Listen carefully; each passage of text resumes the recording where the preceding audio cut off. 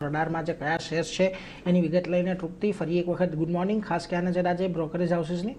Good morning Neeraj. આજે આપણે શરૂઆત આરઈસી અને પીએફસીથી કરશો. સીએલએસએ તરફથી અહીંયા આપણને બ્રોકરેજ રિપોર્ટ આવતો જોવા મળી રહ્યો છે. અહીંયા તેમનું કેવું છે કે બંને જ માટે લોન ગ્રોથ અહીંયા ધીમો રહ્યો છે, જેનું કારણ છે આરબીપીએફમાં જે ઘટાડો કર્યો છે અને બીજા સેગમેન્ટમાં જે મામૂલી ગ્રોથ જોવા મળ્યો છે તેનું એક ઇમ્પેક્ટ જોવા મળ્યું છે. ખાસ કરીને ક્વાર્ટર વનમાં થોડા મિશ્ર પરિણામની તેઓ વાત કરી છે. પીએફસીની અગર લોન ગ્રોથની વાત કરશો તો વાર્ષિક ધોરણે 4% રહી છે. આરઈસીનો ગ્રોથ જે છે માત્ર 1% અહીંયા જોવા મળ્યો છે અને ઓછા લેન્ડિંગ યીલ્ડને કારણે કરીને પણ કોર માર્જિનમાં ત્રિમાસિક ધોરણે પણ ઘટાડો જોવા મળ્યો છે, પરંતુ સામે રૂપિયામાં જે ઘટાડો આવ્યો છે જેને કારણે કરીને આરઈસીના ફોરેક્સને પણ એક સારું એવું નુકસાન અહીંયા જોવા મળ્યું છે. પરંતુ અહીંયા અસેટ્સ ક્વોલિટી અહીંયા સારી રહી છે અને પીએફસીનો લક્ષ્ય છે તે એપ્રિલ 2027 સુધીમાં તેમને મર્જરની પ્રક્રિયા જે છે તે પૂરી થવાની પણ તેઓ અપેક્ષા રાખી રહ્યા છે એપ્રિલ સુધીમાં. ત્યાં FY 27માં નફાના અનુમાન લગભગ અહીંયા 2 થી 3% ઘટાડો તેમને બંને જ કંપનીઓ માટે કર્યો છે.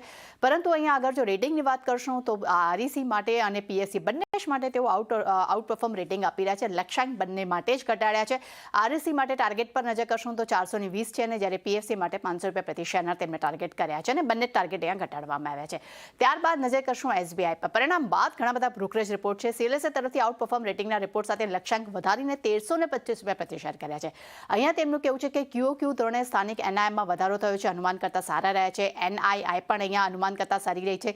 વધુ ફ્રી ઇન્કમ અને ખાસ કરીને ઓછા ઓપરેટિંગ ખર્ચને કારણે કરીને કોર પીપીઓપીમાં પણ અનુમાનથી લગભગ 2% ઉછાળો જોવા મળ્યો છે. લોન ગ્રોથ વાર્ષિક ધોરણે અહીંયા કંપનીની વધી છે, મજબૂત જોવા મળી રહી છે. એટલું નહીં, દરેક સેગમેન્ટમાં અહીંયા સારો ગ્રોથ જોવા મળ્યો છે. અસેટ્સ ક્વોલિટીમાં પણ સુધારો આવ્યો છે. ગ્રોસ અને નેટ નવી એનપીએમાં પણ વાર્ષિક ધોરણે 20 બેસિસ પોઈન્ટનો ઘટાડો જોવા મળ્યો છે અને વધુ એનઆઈ હોવા છતાં પણ અહીંયા વધુ એનઆઈ અને ઓછા પ્રોવિઝિંગને કારણે કરીને FY 27-29 માટે પણ નફાના અનુમાન અહીંયા તેમને વધાર્યા છે.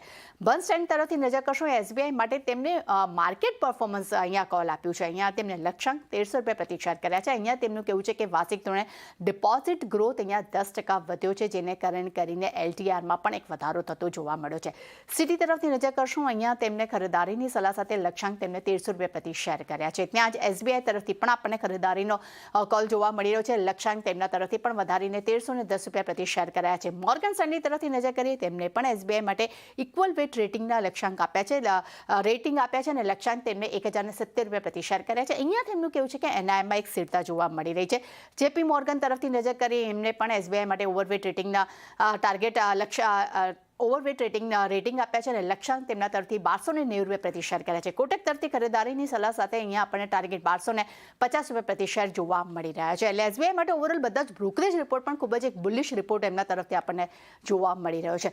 પરંતુ હવે લુપિન પર નજર કરશું. HSBC તરફથી ખરીદારીની સલાહ સાથે લક્ષ્યાંક તેમને ₹2770 પ્રતિ શેર કર્યા છે. અહીંયા તેમનું કેવું છે કે ક્વાર્ટર વનમાં યુએસ સેલ્સ સ્થિર રહ્યું છે. FY 27 માટે હાઈ સિંગલ ડિજિટ આવક ગ્રોથ અનુમાન અહીંયા જોવા મળ્યા છે. એટલું જ નહીં, નવા લોન્ચથી ગ્રોથને એક મદદ મળી શકે છે તેવું અનુમાન મેનેજમેન્ટ રાખી રહ્યું છે. સાથે FY 27-29 દરમિયાન $8.2 બિલિયન યુએસ સેલ્સના અનુમાન પણ તેઓ અહીંયા રાખી રહ્યા છે. અને આગળ નજર કરશું, નોમુરા તરફથી લુપિન માટે ખરીદારીની સલાહ જોવા મળી રહી છે. લક્ષ્યાંક તેમને ₹2675 પ્રતિ શેર કર્યા છે. અહીંયા તેમને કેવું છે કે ભારત અને EM બંનેમાં જ એક ડબલ ડિજિટ ગ્રોથ જોવા મળ્યો છે અને યુએસમાં વધતી કોમ્પિટિશનને કારણે કરીને આવનારા સમયમાં એટલે કે નજીકના ગાળામાં ફાઇનાન્શિયલ પ્રદર્શન થોડું ધીમું રહી શકે છે. અને છેલ્લે નજર કરશું હિન્ડાલ્કો પર. જેફરીઝ તરફથી હોલ્ડ રેટિંગના રિપોર્ટ સાથે લક્ષ્યાંક ₹1100 પ્રતિ શેર કર્યા છે. અહીંયા તેમનું કહેવું છે કે આગની જે ઇમ્પેક્ટ જે છે તેને અહીંયા સરભર કરવા બાદ હવે નોવાલિસમાં એબિટા જે છે તે અહીંયા QOQ ધોરણે અનુમાન કરતાં સારા રહ્યા છે. સામે એલ્યુમિનિયમ અને સલ્ફ્યુરિક એસિડના પ્રાઇસીસમાં જે વધારો થયો છે, જેને કારણે કરીને ભારતના એબિટાનો જે અંદાજ જે છે તે અહીંયા લગભગ 10% વધાર્યો છે અને નોવાલિસ પર વધતા દેવાના સ્તર અંગે પણ અહીંયા એક ચિંતા જોવા મળી શકે છે. એટલે ખાસ કરીને પરંતુ વેલ્યુએશન અહીંયા તેમને વ્યાજબી લાગી રહ્યા છે.